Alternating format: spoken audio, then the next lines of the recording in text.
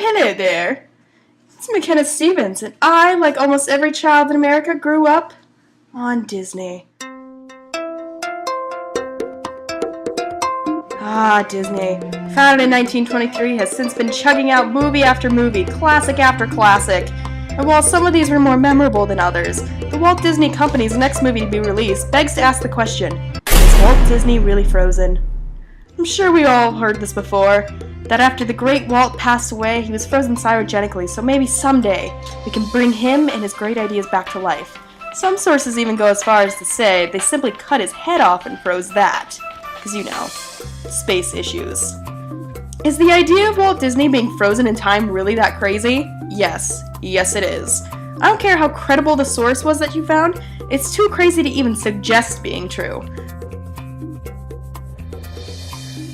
But how did this legend come to be exactly? Well, let's see. No one is 100% sure where exactly this started. Though the earliest record of it being reported was in 1969 in a French magazine, the article was then mentioned on news broadcasts all throughout Europe. Then all of a sudden, those who quote-unquote knew Walt began reporting he was interested in science and had mentioned cryogenics.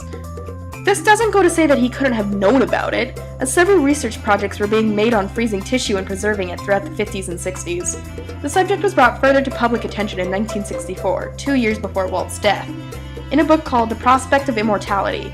The book suggested that while scientists were nowhere near being able to freeze a life in time, the author did suggest it wasn't impossible.